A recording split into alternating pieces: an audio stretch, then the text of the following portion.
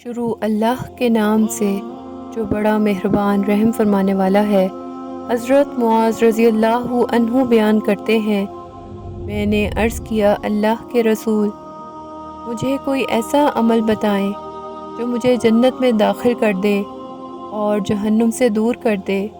آپ صلی اللہ علیہ وآلہ وسلم نے فرمایا، تم نے ایک بہت بڑی بات کے متعلق پوچھا ہے، لیکن وہ ایسے شخص کے لیے آسان ہے جس پر اللہ تعالیٰ اسے آسان فرما دے۔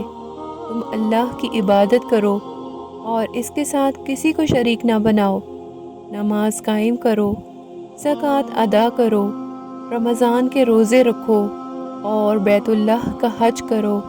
پھر فرمایا، کیا میں تمہیں ابواب خیر کے متعلق نہ بتاؤں؟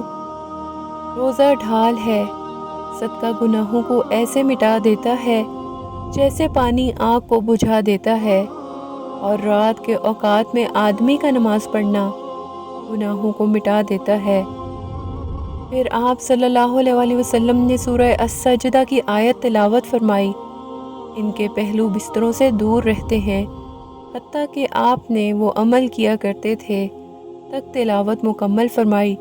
پھر آپ صلی اللہ علیہ وآلہ وسلم نے فرمایا، کیا میں تمہیں دین کی بنیاد، اس کے ستون اور اس کی چوٹی کے متعلق نہ بتاؤں؟ میں نے عرض کیا، کیوں نہیں اللہ کے رسول، ضرور بتائیں۔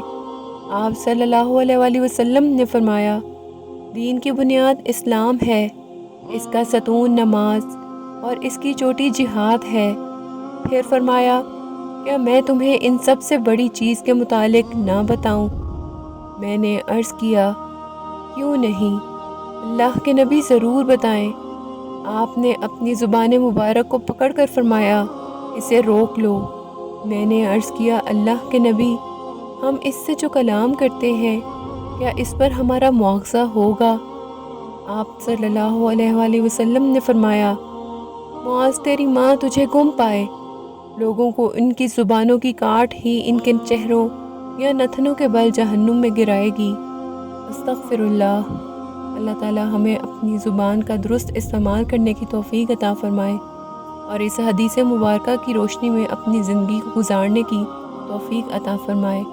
آمین۔